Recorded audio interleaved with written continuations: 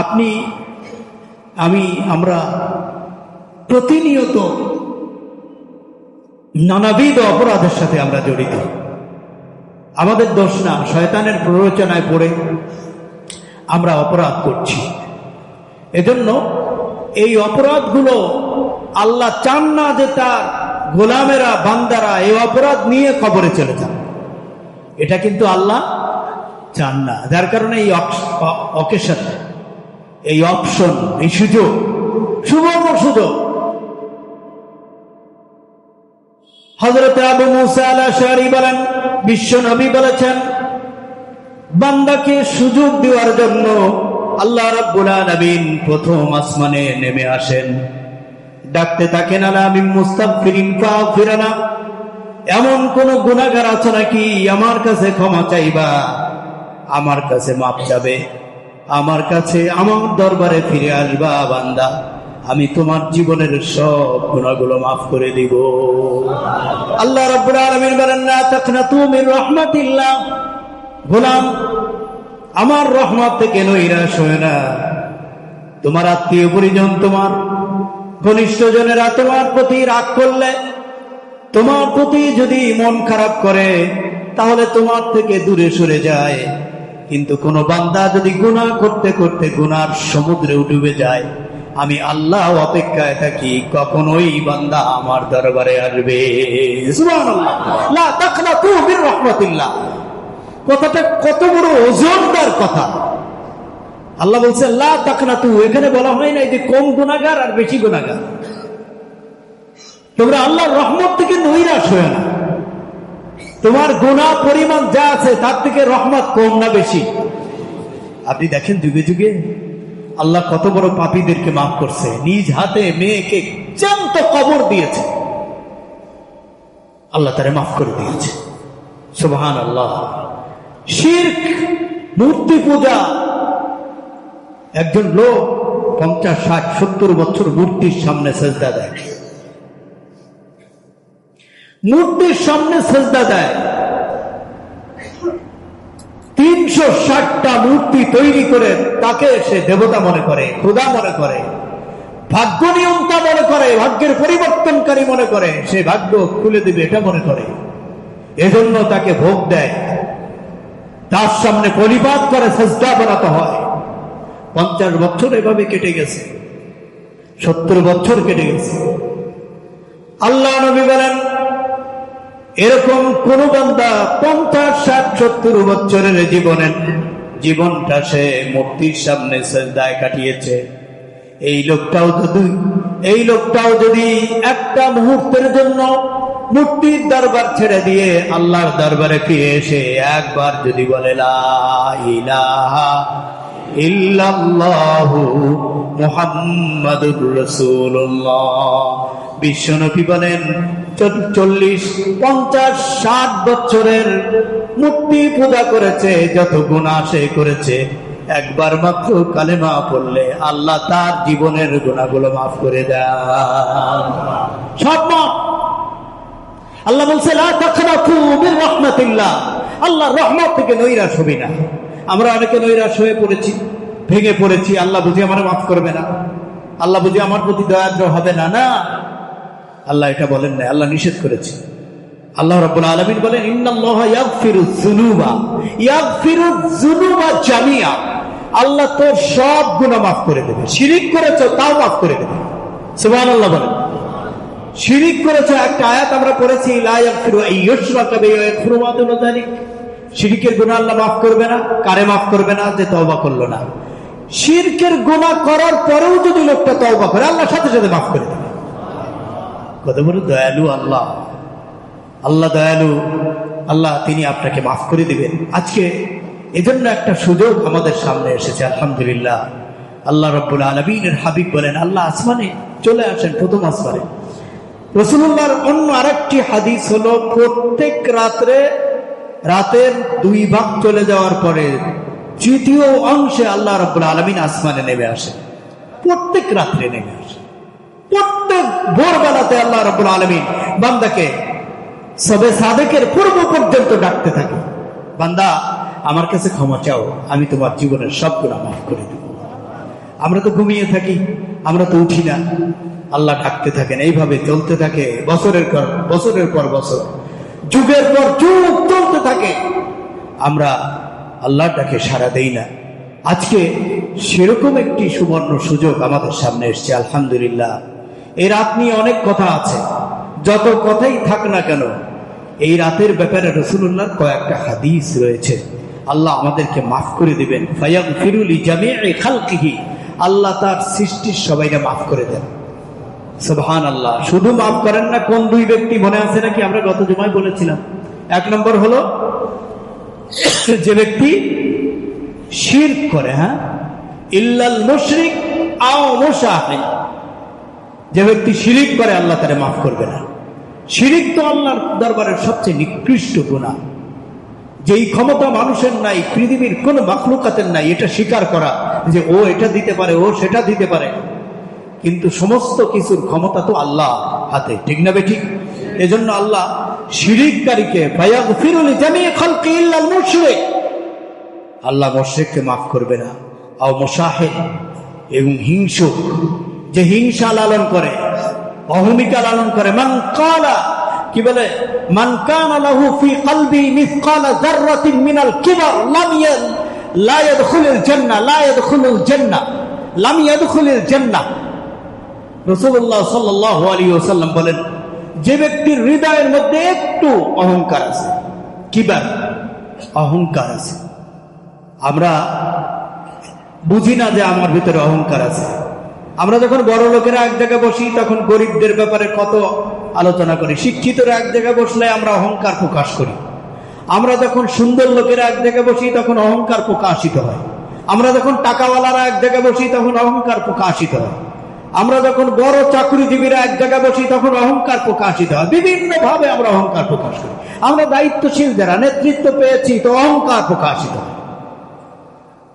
এইভাবে করে রাসূল বলেন, লা ইয়াদখুলুল জান্নাহ, সে জান্নাতে যাবে না। এই কথাগুলো তো ওজন অনেক, ওজন অনেক। কেন আপনার অহংকার? আমার অহংকার করা দরকার কি? মানুষের সাথে স্বাভাবিক হলে কি হয়? হিংসা করা দরকার কি? আর একজনকে নিয়ে আপনার এত মাথা ব্যথা কেন? আমরা কিন্তু অন্যকে নিয়ে মাথা ব্যথা, অন্যের ব্যাপারে কুৎসা গাওয়া, তার বিরুদ্ধে বলা, গীবত করা, নিন্দা করা, পরনিন্দা, মানে অন্যের চর্চা, পরচর্চা করাটাই আমাদের ব্রত, এটা আমরা বেশি পছন্দ করি। অথচ আপনার এই ফজর থেকে জোহর, জোহর আসর, মাগরিব, মাগরিব থেকে ঈশা এ পর্যন্ত আপনি যা নেকি কামাই করেছেন, আল হাসাদ ইয়াকুলুল হাসানাত কামা তাকুলুন নারুল হাতাবা, আপনার হিংসা, আপনার অহংকার, আপনার তাকাব্বুর, আপনার নিন্দা, এই প্রত্যেকটা বিষয় আপনার নেকিগুলোকে খেয়ে খেয়ে দিচ্ছে।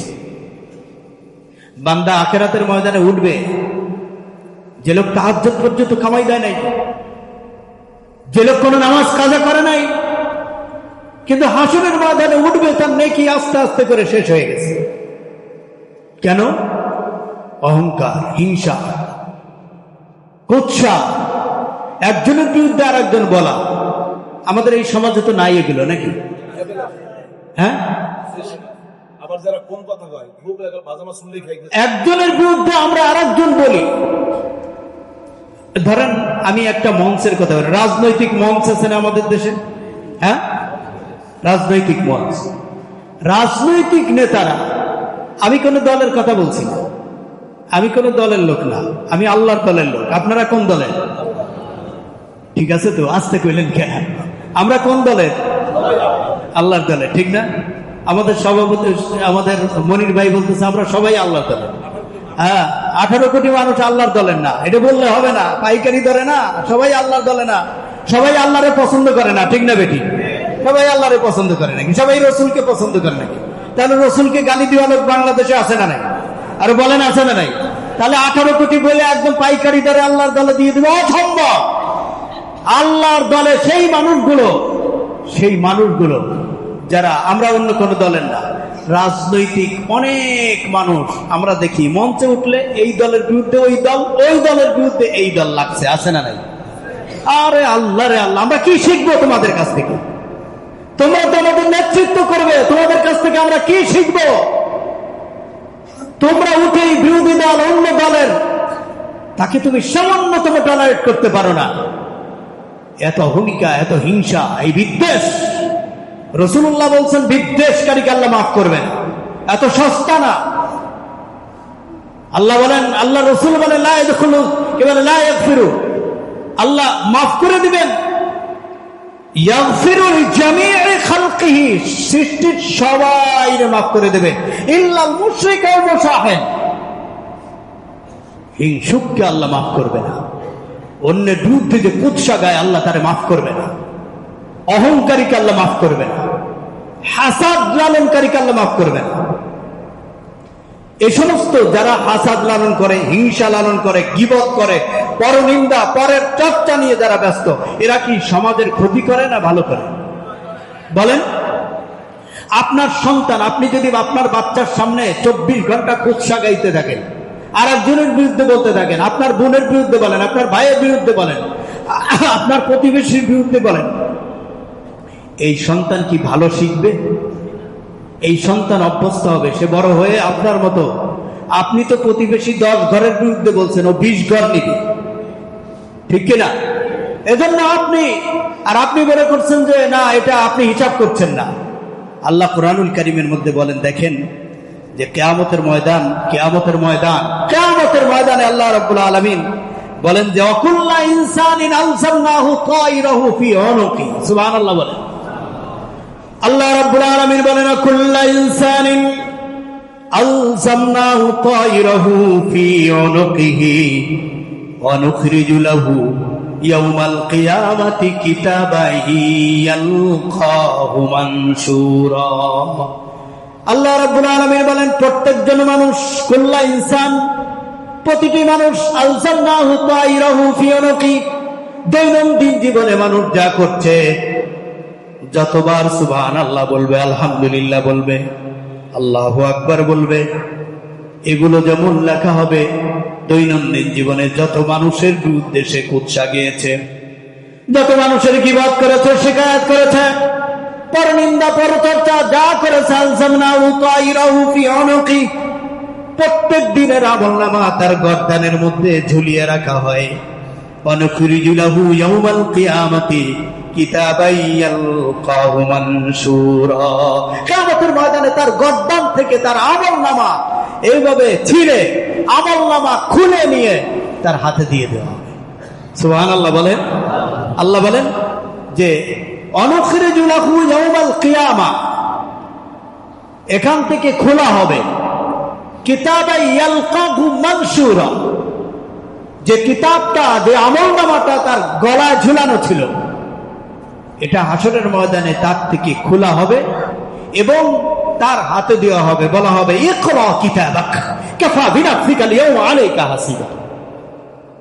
আজকে আপনি যেটা করছেন, আমি যেটা করছি, পৃথিবীর কেউ জানে না, কিন্তু আপনার এই কাজকর্মটা প্রত্যেক প্রতিনিয়ত, প্রতি মুহূর্তের সব কাজ রেকর্ড হচ্ছে না? রেকর্ড হচ্ছে, এবং এই রেকর্ডটা আপনার গলায় ঝোলানো থাকবে। এই অবস্থায় মানুষ যখন মরে যায়, রাসূলুল্লাহর চমৎকার হাদিস, আল্লাহ রাসূল বলেন মানুষ যখন মরে যায়, মৃত্যুর আগ পর্যন্ত, মৃত্যুর যে সেকেন্ডটাতে সে মৃত্যুবরণ করেছে, ওই সেকেন্ডের পূর্ব সেকেন্ড পর্যন্ত কিরামান কাতিবিন, সম্মানীয় লেখকদ্বয় তার সাথে থাকে। তার সমস্ত কার্যক্রম, গতিবিধি সব লেখা হয়, এবং যখন তার নিঃশ্বাস, শেষ নিঃশ্বাস বেরিয়ে যায়, তার এই লেখাটা তার গলায় ঝুলিয়ে দেওয়া হয়। ঝুলিয়ে দিয়ে ফেরেশতা বিদায় নেয়। সুবহানাল্লাহ, ফেরেশতা চলে যায়। কিয়ামতের ময়দানে ইনসান আলসামনাহু তায়রাহু ফি উনুকি, এই উনুক, এই গর্দান, এই গলদেশ, কণ্ঠদেশ থেকে এই ঝুলায়মান আমলনামা কিতাবটাকে টেনে আল্লাহ রাব্বুল আলামিন খুলে বান্দার হাতে দিয়ে দেবেন, ইকরা কিতাবাকা কাফা বিনাফসিকা আল-ইয়াওমা আলাইকা হাসিবা। সেদিন দেখবেন যে আপনার আমলনামায় গীবত, পরনিন্দা, যেগুলো আপনার মনে নাই, আমার মনে নাই, আপনার মনে নাই, সব এই কিতাবের মধ্যে লেখা আছে নাকি নাই? সব লেখা আছে, সব লেখা আছে। ইকরা কিতাবাকা কাফা, তারপর কি বলা হবে জানেন? ইকরা কিতাবাকা কাফা বিনাফসিকা আল-ইয়াওমা আলাইকা হাসিবা। আল্লাহ বলবেন আমি তোর বিচার কি করব? তুমি তোমার আমল নামা পড়ো, তোমার বিচার তুমি করো। বলেন সুবহানাল্লাহ। তোর বিচার তুই কর। ইকরা কিতাবাকা কাফা, ইকরা কিতাবাক, তোর আমল নামা পড়। কাফা মানে যথেষ্ট, বিনাফসিকা তোর নিজের জন্য, কাফা বিনাফসিকা, তুমি তোমার আমল নামা পড়ো। ইকরা কিতাবাকা কাফা বিনাফসিকা আল ইয়াউমা, আজকের দিন তুমি তোমার নিজের জন্য তুমি যথেষ্ট হাসিবা, হিসাব নেওয়ার ব্যাপারে তুমি তোমার হিসাব তুমি নাও। আমার বন্ধুগণ, আজকে আমি এই কথাগুলো এজন্য বলছি যে আমরা প্রতিনিয়ত অপরাধ করছি। নেকি যা সামান্য কামাই করি ওটা তো মুছে যায়। অনেকগুলো হাদিস আছে যেটা মারাত্মক মারাত্মক হাদিস। তার মধ্যে একটা হলো হাসাদ, আল হাসাদ ইয়াকুলুল হাসানাত কামা তাকুলুন নারুল হাতাবা। আপনাদের মা বোনেরা, আমাদের মা বোনেরা চুলার মধ্যে যে লাকড়ি দেয়, লাকড়ি আগুন ধরানোর পরে আগুন যেমন লাকড়িকে খেয়ে দেয়, কামা তাকুলুন নারুল হাতাবা, তোমাদের নেক আমলগুলো, তোমাদের হিংসা, নিজেদের ভিতরে হিংসা লালন করার কারণে, অহংকার লালন করার কারণে তোমাদের নেকিগুলো এইভাবে পুড়িয়ে জ্বালিয়ে ছারখার করে দেয়। এজন্য হাসরের ময়দানে দেখবে যে কিছুই নাই, আমল নামা খালি। এ বন্ধুগণ, সময় তো বেশি নাই, খুব অল্প কটা দিন হয়তো বা আছেন দুনিয়াতে, চলে যেতে হবে। আর আপনি কোন অবস্থায় যাবেন এটা তো আপনি জানেন না। মানুষ 5টা জিনিস জানে না, 5টা। ইন্নাল্লাহা ইনদাহু ইলমুহু, ইন্নাল্লাহা ইনদাহু ইলমুস সাআহ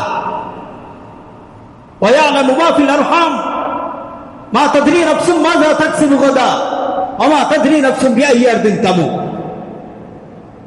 মানুষ কয়েকটা জিনিস সম্পর্কে জানে না। এর মধ্যে একটা হলো কিয়ামত কবে হবে জানে না, বৃষ্টি কখন কোথায় কি পরিমাণ হবে জানে না, মায়ের গর্ভে সন্তানের অবস্থা পূর্ণাঙ্গটা রূপ মানুষ জানে না, এবং তার মরণ কোথায় হবে, কবর কোথায় হবে সেটা সে জানে না, আগামীকাল কি খাবে তাও সে জানে না। মৃত্যু যদি আমি জানতাম যে আমার মরণ ওই সময় হবে, তাহলে আগে থেকে প্রস্তুতি নিয়ে নিতাম না। হঠাৎ করে মরে যায়, বাস এসে আপনাকে ডলে চলে গেল, ট্রেনে কাটা পড়ে চলে গেলেন, পানিতে ডুবে মরে গেলেন, আগুনে পুড়ে মরে গেলেন, বিদ্যুৎ বিষ্ট হয়ে মরলেন, চলে গেলেন, বিমান ক্রাশ হলো, আপনি চলে গেলেন, বিদায় হয়ে চলে গেলেন। আপনি ভাবতেও পারেন নাই যে আপনি এখন চলে যাবেন। শরীর সুস্থ, দিব্যি ভালো মানুষ, আপনার ভেতরে কোনো দুর্বলতা নাই, সামান্যতম অস্বস্তি নাই, কিচ্ছু নাই, কিন্তু মরণ এসে গেছে।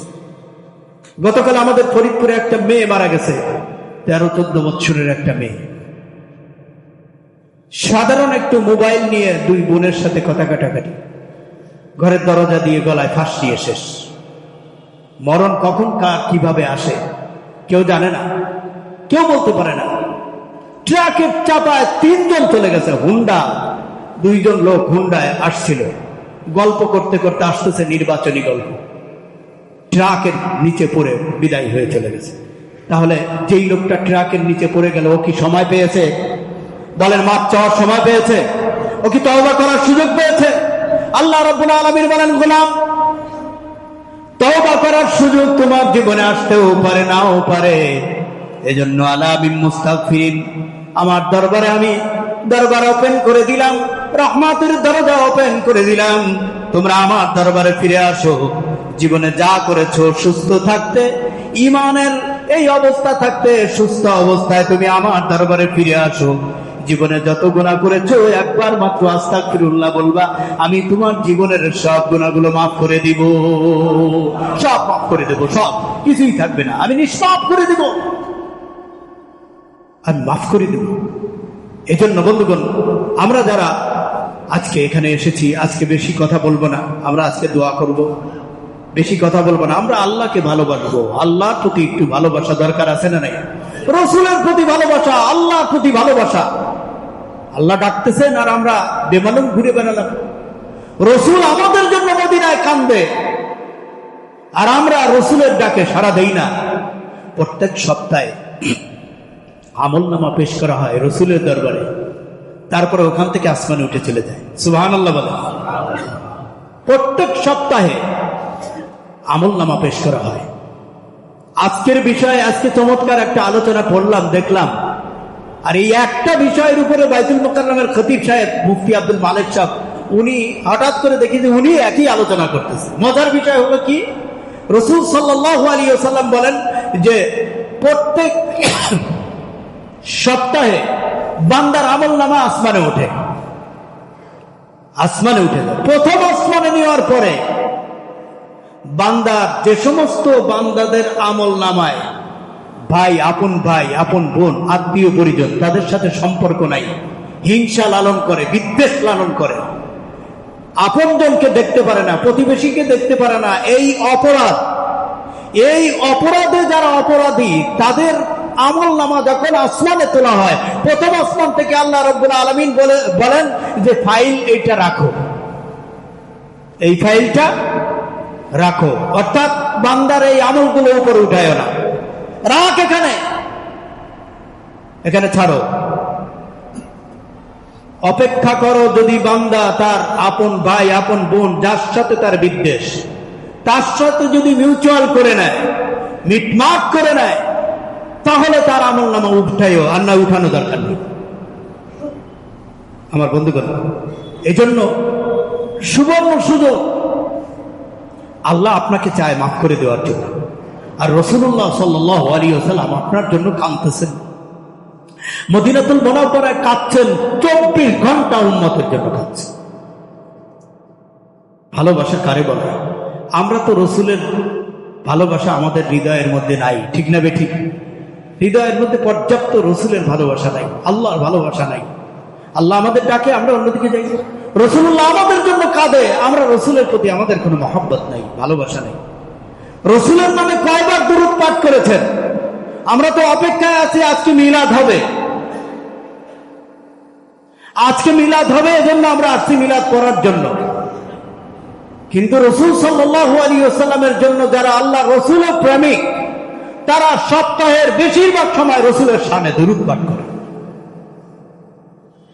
আমরা অপেক্ষা করি কবে আমার বাসায় মিলাদ হবে, আমার আব্বা আম্মা মারা গেছে সেদিন আমরা সেখানে মিলাদ করব, ইয়া নবী সালাম আলাইকা বলবো, এই অপেক্ষায় থাকি।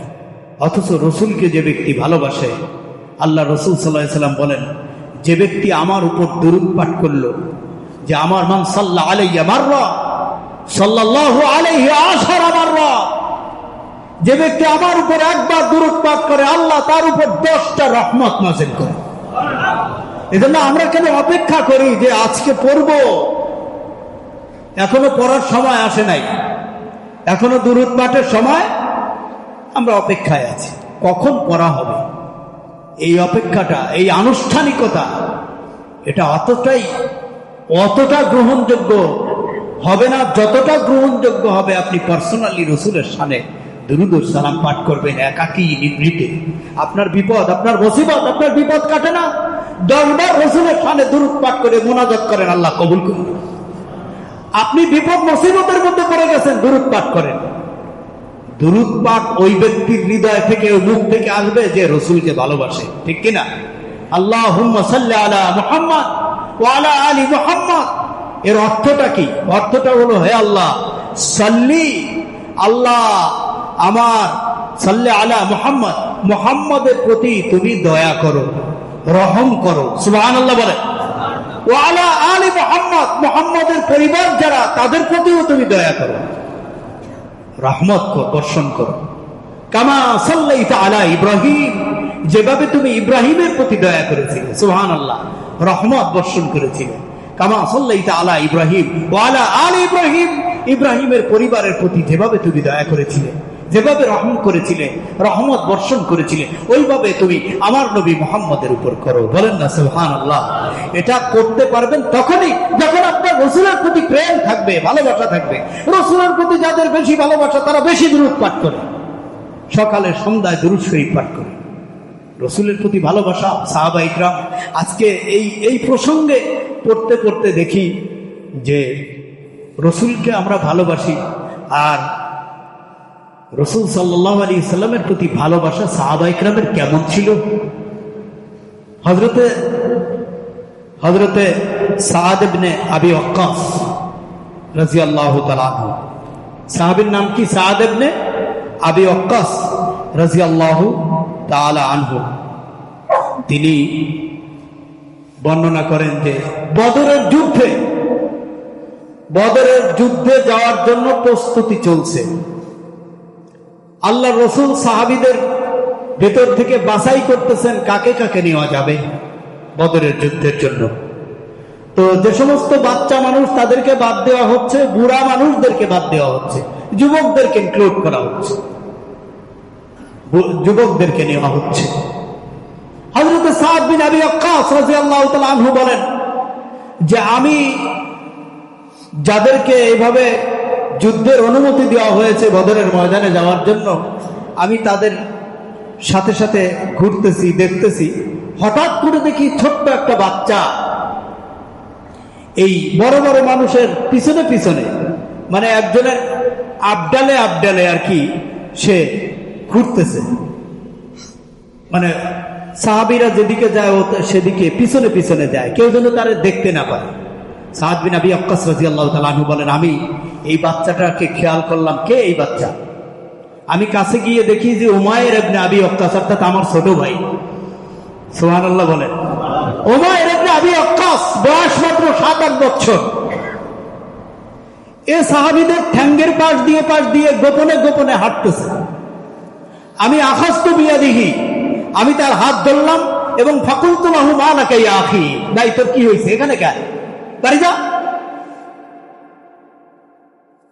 আমার হাত থেকে আমার ভাই তার হাতটা ছাড়িয়ে নিয়ে বলছে যে এই কথা বলবা না, খবরদার। সুবহানাল্লাহ বলেন। এই কথা বলো না আমারে। তুমি ছোট মানুষ, এখানে কি করতেছো? এখানে তো জিহাদের ময়দানের, বদরের ময়দানের জন্য যারা জিহাদ করতে যাবে তাদের লিস্ট করা হচ্ছে, তুমি এখানে কি? ছোট ভাই বলছে তুমি এখানে আসছো কেন? আমি তো লিস্টেড, আমি তো জিহাদের ময়দানে যাব। ছোট ভাই বলছে ভাই রে, তুমি যে কাজের জন্য এখানে আসছো আমি ওই একই কাজের জন্য এখানে আসছি। সুবহানাল্লাহ। তুমি যে কাজের জন্য আসছো, তুমি রাসূলকে ভালোবাসো, আমি আমার রাসূলকে ভালোবাসবো না? সুবহানাল্লাহ বলেন। তার মানে কি? তুমি তো ছোট মানুষ, তোমার তো অনুমতি দিবে না, তুমি বাড়ি যাও। কেন আমি বাড়ি যাবো না? না সরবান্দা, বাড়ি যাবেই না।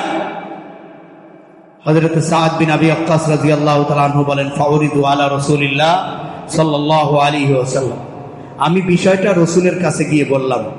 আমি ওরে নিয়ে গেলাম, রাসূলের কাছে চলে গেলাম, গিয়ে বললাম ইয়া রাসূলুল্লাহ সাল্লাল্লাহু আলাইহি ওয়াসাল্লাম, উমাইর ইবনে আবি ওয়াক্কাস আমার ছোট ভাই, 7-8 বছর মাত্র বয়স, ও কি বলে ও যুদ্ধের ময়দানে, জিহাদের ময়দানে যাওয়ার জন্য ও গো ধরেছে, ও বায়না ধরেছে। আল্লাহ রাসূল একটু মৃদু ধমকের সুরে বললেন না, খবরদার, ছোট মানুষ, কোন নারী, কি বলে, কোন বৃদ্ধ, কোন বাচ্চা জিহাদের ময়দানে যাবে না, তুমি বাড়ি যাও, ফেরত যাও। সাদ বিন আবি ওয়াক্কাস রাদিয়াল্লাহু তাআলা আনহু বলছেন যে ফাফাকা উমাইর কান্না শুরু করল। সুবহানাল্লাহ বলেন। সাদ বিন আবি ওয়াক্কাস রাদিয়াল্লাহু তাআলা আনহু বলেন উমাইর হামাগুড়ি দিয়ে রাসূলের সামনে পড়ে গেলেন। আমার ছোট্ট ভাই পড়ে গেল, চিৎকার করে করে গড়াগড়ি দিয়ে গলা কাটা মুরগির মতো ছটফট করছে আর কান্নাকাটি করছে আর বলছে ইয়া রাসূলুল্লাহ, ইয়া হাবিবাল্লাহ, আপনি যতই বলেন আমি কখনোই এই ময়দান থেকে ফিরে যাব না, আমাকে অবশ্যই যুদ্ধের ময়দানে যাওয়ার অনুমতি দিতে হবে। সুবহানাল্লাহ, আমাকে অনুমতি দেন। আল্লাহ নবী বললেন উমাইর, তুমি কি তলোয়ার চালাতে পারো? কয় না। তীর চালাতে পারো? কয় না। তীর ধনুক কখনো ধরেছ? কয় না, আমি ওগুলো ব্যবহার করতে পারি না। রাসূলুল্লাহ বললেন একটা তলোয়ার যতটা লম্বা তার থেকে তো তুমি খাটো, তুমি কি জন্য যুদ্ধের ময়দানে যাবে? হযরতে উমাইর ছোট্ট মানুষ, দেখেন কি চমৎকার উত্তর দিয়ে দিল। বলছে ইয়া রাসূলুল্লাহ, ইয়া হাবিবাল্লাহ, আমি যুদ্ধের ময়দানে তলোয়ার চালানোর জন্য যাব না, আমি ওটা পারি না। যুদ্ধের ময়দানে আমি তীর ধনুক চালানোর জন্য যাব না, কারণ আমি ওটাও পারি না। আমি যেটা পারবো, আমি সব সময় আপনার পাশে পাশে থাকবো। কোন শত্রু পক্ষ যদি আপনার উপর আক্রমণ করে, তীর নিক্ষেপ করে, তলোয়ার পরিচালনা করে, তাহলে আমি লাফ দিয়ে গিয়ে আপনার বুকের উপর পড়ব, আপনার জন্য আমি ঢাল হয়ে শহীদ হব। এজন্য আমি যুদ্ধের ময়দানে যাব, যুদ্ধ করার জন্য নয়, আপনার জন্য ঢাল হিসাবে যাব। সুবহানাল্লাহ, আপনার জন্য ঢাল হিসাবে যাব। ইয়া রাসূলুল্লাহ, কাফেরদের পক্ষ থেকে দেখুন তলোয়ার আসবে, তীর আসবে, আমি লাফ দিয়ে আপনার বুকের উপর পড়ব, ওই তীরটা আমার বুকে লেগে ফোড়ফোড় হয়ে যাবে। এটাই আমার জীবনের জন্য ধন্য, এটাই আমার কামনা, এটাই আমার বাসনা। ইয়া রাসূলুল্লাহ, আমাকে অবশ্যই যুদ্ধের ময়দানে যাওয়ার অনুমতি দিতে হবে। রাসূলুল্লাহ বললেন, অনুমতি দিয়ে দিলাম। বদরের ময়দানে সর্বকনিষ্ঠ এই সাহাবী বদরের ময়দানে রাসূল সাল্লাল্লাহু আলাইহি সাল্লামের ঢাল হিসেবে চারপাশে ছিল। রাসূলের উপর আক্রমণ হয়েছে, এরকম একটা সত্যই তীর এসে তার বুকটা এপর ওপর করে দেয় এবং হযরত উমায়ের ছোট্ট ওই কনিষ্ঠ সাহাবী বদরের ময়দানে শহীদ হয়ে যায়। সুবহানাল্লাহ।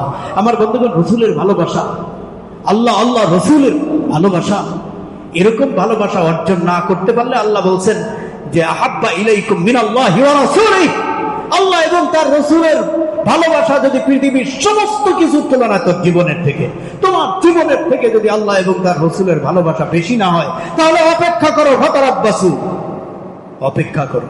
এজন্য ভালোবাসা বেশি হবে কার? আল্লাহ এবং আল্লাহ রাসূলের প্রতি বেশি ভালোবাসা, সেই আল্লাহ আমাদেরকে থাকতেছে। আলহামদুলিল্লাহ বন্ধুগণ, আমরা আজকে আল্লাহর দরবারে হাজির হব। আল্লাহর দরবারে হাজির হয়ে আমরা আল্লাহর দরবারে মাপ চেয়ে নেব। আপনাকে আল্লাহ আশ্বস্ত করেছেন, আপনাকে আল্লাহ সুবর্ণ সুযোগ দিয়েছেন, আল্লাহ মাফ করে দেবে। একদম কোনো গুনাহ আপনার আজ থাকবে না।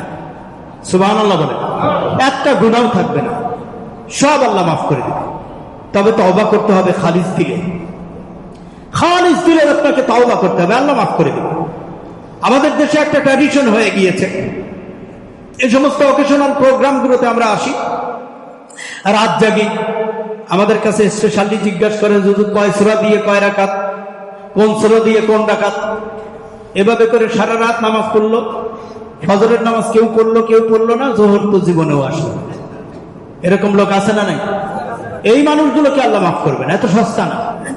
আল্লাহর তো এত বোকা শোকা মনে করলে চলবে না। আল্লাহরে যদি আপনি এত সোজা শান্ত মনে করেন, বুঝে সুঝে কম, আপনার চালাকি যদি আল্লাহ ধরতে না পারে, তাহলে এটা কেমন কথা? আল্লাহ ধরতে পারবে না? আপনি আসছেন আজকে সারা রাত আল্লাহরে খুশি করলেন, জোহরের নামাজে আসলেন না, এগুলা ইবাদত আল্লাহ কবুল করবে না। এটা আপনাকে বুঝতে হবে, সহজ না, এটা হয় না। এজন্য আমার বন্ধুগণ, আমরা আজকে আসছি, আল্লাহ আপনারা মাফ করে দিবে, আল্লাহ আপনাকে মাফ করে দিবে, তবে শর্ত আপনাকে তওবা করতে হবে। আজকে তওবা করেন, আস্তাগফিরুল্লাহ রাব্বি মিন কুল্লি যামবি ওয়া আতুবু ইলাইহি লা হাওলা ওয়ালা কুওয়াতা ইল্লা বিল্লাহিল আলিয়্যিল আযীম। অর্থ কি? আমরা এই তওবা করি, কিন্তু এর অর্থটা আমরা জানি না। আস্তাগফিরুল্লাহ, আল্লাহর কাছে আমরা ক্ষমা চাই, আল্লাহর কাছে আমরা, রাব্বি, তিনি আমাদের রব, মিন কুল্লি যামবিন মানে কি? দেখছেন, আমরা বলি কিন্তু জানি না এর অর্থ কি। মিন কুল্লি যামবিন মানে কি? মিন কুল্লি যামবিন, সব গুনাহ থেকে। এবার আপনি হিসাব করেন তো দেখি কি কি গুনাহ আপনার আছে। জিনা, ব্যভিচার, সুদ, ঘুষ, অন্যায়, পরনিন্দা, পরচর্চা, হিংসা, বগল, তাকাব্বর, অহংকার, গীবত, অন্যের মাল আত্মসাৎ করা, চুরি করা, ডাকাতি করা, রাহাজানি করা, ছিনতাই করা, চাঁদাবাজি করা, মাস্তানি করা, এসব অপরাধ না? এই কথা বলেন, এগুলো কি? আপনি আল্লাহকে বললেন আস্তাগফিরুল্লাহ রাব্বি মিন কুল্লি যামবি ওয়া আতুবু ইলাইহি। এর অর্থটা জেনে নেন। আন্দাজি আমরা জীবন ভরে পড়ি, আমরা তো ফাতিহা পড়তেছি কত বছর, অর্থ জানি না। আত্তাহিয়াতু করি, অর্থ জানি না। আল্লাহর দুআয়, এটা কি বলে? দুআয় মাসুরা না? দুআয় মাসুরা। আল্লাহুম্মা ইন্নী যালামতু, এটা কিন্তু তওবা, এটা কিন্তু তওবা, কিন্তু আমরা জানি না যে এটা তওবা। আপনারা যদি জিজ্ঞাসা করা হয় নামাজের মধ্যে এটা বললেন, কি বললেন, কেন বললেন, আপনি যদি এটা নাই জানেন যে আমি কেন বললাম, তাহলে আপনাকে আল্লাহ দিবে কেন সেটা? ওখানে তো একটা চাওয়া পাওয়ার বিষয়। বিষয়টা কি? আল্লাহুম্মা ইন্নী যালামতু নাফসি যুলমান কাসীরা ওয়া রাব্বুল আলামিন, নাফসি মানে আমার জীবনের উপরে, যালামতু জুলুম করেছি, এবং জুলুমের পরিমাণ হলো জুলমান কাসীরা, অধিক জুলুম, প্রচুর পরিমাণে জুলুম করেছি। তার মানে হলো আমার এই দেহটা জাহান্নামের উপযোগী হয়ে গেছে, এটা আমার কারণে হয়েছে, ঠিক না বেঠিক? আমি আমার দেহটাকে জাহান্নামের উপযোগী বানিয়েছি, আমার কারণে হয়েছে। কারণ ফজরে ডেকেছে আসি নাই, জাহান্নামী হলাম। জোহরে ডেকেছে আসি নাই, তাও হলাম জাহান্নামী। আসরে আসলাম না, মাগরিবে হাজিরা দিলাম না, এশার সময়ও হাজিরা দিলাম না। আমি নিজেকে জুলুম করেছি, আমি চুরি করেছি, ডাকাতি করেছি, জেনা ব্যভিচার করেছি, অন্যায় করেছি, অনেক হাজার রকমের অপরাধ করেছি, নিজের উপর জুলুম করেছি। আল্লাহুম্মা ইন্নী যালামতু নাফসি। আজ থেকে নামাজের সময় আত্তাহিয়াতু পড়ে, দুরূদ শরীফ পড়ে যখন এই দোয়াটা পড়বেন, এটা মনে করবেন, আল্লাহুম্মা ইন্নী যালামতু নাফসি, হে আল্লাহ আমি আমার নিজের উপর জুলুম করেছি, জুলমান কাসীরা, অনেক জুলুম। মনে থাকবে না অর্থটা? ওয়ালা ইয়াগফিরুয যুনুবা, আর তুমি ছাড়া ক্ষমাকারী কেউ নাই, ইল্লা আনতা, তুমি ছাড়া কেউ নাই। ফাগফিরলি, মানে মাফ করো, ফাগফিরলি মাগফিরাতান মিন ইনদিক, তোমার কাছেই তো ক্ষমা। ওয়ারহামনি, আমার উপর দয়া করো। ইন্নাকা আনতাল গফুরুর রহিম, নিশ্চয় তুমি বড় ক্ষমাশীল, তুমি বড় দয়ালু। সুবহানাল্লাহ। আপনি যদি এই অর্থটা জানতেন, নামাজের মধ্যে দোয়া মাসুরার অর্থটা যদি আপনি জানতেন, দোয়া মাসুরা পড়তে সময় আপনার তাড়াহুড়া হতো না, আপনি তাড়াহুড়া করতেন না, বুঝে বুঝে বলতেন, আল্লাহুম্মা ইন্নী যালামতু নাফসি যুলমান কাসীরা ওয়ালা ইয়াগফিরুয যুনুবা ইল্লা আনতা ফাগফিরলি। আমরা তো জানাজা পড়ি, জানাজার মধ্যেও তো এই দোয়া আমরা জানি না। আমরা তো আল্লাহুম্মা ইন্নাকি আল্লাহুম্মা গফিরলি হাইয়িনা মাইয়িতানা শাহিদানা গায়বিনা সাগিব, এটা বলতেছি, কি বলতেছি জানি না। এজন্য যা জানেন না আন্দাজি তা বললে আপনারা কি লাভ হবে? আপনি জানেন না। আল্লাহুম্মা গফিরলি হাইয়িনা, হে আল্লাহ মাফ করে দাও, হাইয়িনা জীবিতদেরকে মাফ করে দাও, মাইয়িতিনা মৃতদেরকে, শাহিদিনা উপস্থিতদেরকে, গায়বিনা অনুপস্থিত যারা আছে তাদেরকে। কতটুকু অর্থবহ বিশাল দোয়া। হে আল্লাহ যারা আছে, যারা আসে নাই, উপস্থিত অনুপস্থিত সবাইকে মাফ করে দাও। হাইয়িনা মানে জীবিত যারা, মাইয়িতিনা মৃত্যুদেরকে মাফ করে দাও। সাগীরিনা ছোটদেরকে মাফ করে দাও, কাবীরিনা বড়দেরকে মাফ করে দাও, যাকারিনা পুরুষদেরকে মাফ করে দাও, উনসানা নারীদেরকে মাফ করে দাও। আল্লাহুম্মা মান আহইয়াইতাহু মিন্না ফাহি আলাল ইসলাম, যারা জীবিত থাকবে তাদের জীবনটা ইসলামের উপর পরিচালিত করো। ওমান তাওয়াফাইতাহু মিন্না ফাতাওয়াফাহু আলাল ঈমান, আর যারা মরে যাচ্ছে, চলে যাচ্ছে, ঈমানের সাথে তাদেরকে মরণ দিয়ে দাও। কি দোয়া, কি চমৎকার দোয়া! আমরা জানি না এইগুলো। তাওয়াফাইতাহু মিন্না ফাতাওয়াফাহু আলাল ঈমান বিরাহমাতিকা ইয়া আরহামার, হে আল্লাহ তোমার রহম, তোমার করমে তুমি এগুলো করো। হে দয়ার দয়ালু, দয়ালুদের দয়ালু আল্লাহ, তুমি এই ব্যবস্থা করো। এজন্য আজকে আমরা এসেছি, আলহামদুলিল্লাহ, আমরা বুঝে তওবা করব। আল্লাহুম্মা, আমরা আল্লাহকে বলবো, যা বলবো বুঝে শুনে বলবো, তাহলে আল্লাহ মাফ করে দেবে। আস্তাগফিরুল্লাহ রাব্বি মিন কুল্লি যামবিন, না সব গুনাহ থেকে তওবা। ওয়া আতুবু, আতুবু মানে তওবা করছি, ইলাইহি তার নিকটে, তওবা করছি কার নিকটে? ওয়া আতুবু ইলাইহি লা হাওলা ওয়ালা কুওয়াতা ইল্লা বিল্লাহিল, কোন শক্তি সামর্থ্য কেউরই নাই, কারোরই কোনো শক্তি সামর্থ্য নাই, ইল্লা বিল্লাহ, আল্লাহ ছাড়া। কি দোয়া, কি কথা! আমরা বুঝি না, তাই নামাজ পড়ি আবার মন অন্যদিকে। কারণ অর্থটা যদি আপনি বুঝতেন তাহলে মনটা এই জায়গা থাকতো। আমরা অর্থ বুঝি না, তাই সুবহানাকাল্লাহুম্মা ওয়া বিহামদিকা ওয়া তাবারাকা ইসমুকা ওয়া তাআলা জাদ্দুকা ওয়া লা ইলাহা, আমরা জানি না এর অর্থ, কি চমৎকার অর্থ। এজন্য আমার বন্ধুগণ, আজকে আমরা এসেছি আল্লাহর দরবারে তওবা করব, বুঝে তওবা করব। আপনি আপনার জন্য তওবা করবেন, আর আপনার পিতামাতা আত্মীয় পরিজন যারা কবরে চলে গেছে তাদের জন্য কিছু বলবেন না? কি বলেন, বলবেন না? তাদের জন্য কিছু বলবেন, তাদের জন্য দোয়া করবেন। রাসূল বলেন, ইজা মাতাল ইনসান ইনকাতা আনহু আমালু ইল্লা মিন সালাসা সাদাকাতিন জারিয়া ওয়া ওয়ালাদিন সালিহিন ইয়াদউ লাহু। 2 নম্বর হলো যে নেককার সন্তান, যে ইয়াদউ মানে দোয়া করে তার জন্য, পিতামাতার জন্য দোয়া করে, পিতামাতার নেককার সন্তান তাকে বলে যে তার পিতামাতার জন্য দোয়া করে, এখানে তাই বলা হয়েছে। এজন্য আমরা আজকে পিতামাতার জন্য দোয়া করব। আল্লাহ রাব্বুল আলামিন আমাদের পিতামাতাকে মাফ করে দেন, তাদের কবরগুলোকে জান্নাতুল ফেরদাউসের টুকরা বানায় দেন, আল্লাহ তাদেরকে জান্নাতের মেহমান করে দেন। আর আজকে এখানে আমরা বিশেষভাবে নিজেরা তওবা করে নেব, আর যে সমস্ত অপরাধ মোটামুটি বেঁচে থাকা যায় আমরা করব না, সেই অপরাধ পারবো না ইনশাআল্লাহ। চেষ্টা করেন মিথ্যা কথা বলা, জেনা, তারপরে মাদকদ্রব্য, তারপরে জুলুম করা, হ্যাঁ, গীবত করা। গীবত কি গুনাহ জানেন? সূরা হুজুরাতটা একটু পড়ে দেখেন। যে ব্যক্তি গীবত করলো, যে আমানুজিতানিবু কাসীরাম মিনাজ জান্নি, আমার সাংবাদিক ভাইরা দেখেন তো কথাটা, ইন্না বাদাজ জান্নি, জান্নি মানে জন শব্দের অর্থ ধারণা, ধারণা প্রসূত কারো বিরুদ্ধে কোনো কিছু বলা, ধারণা করে।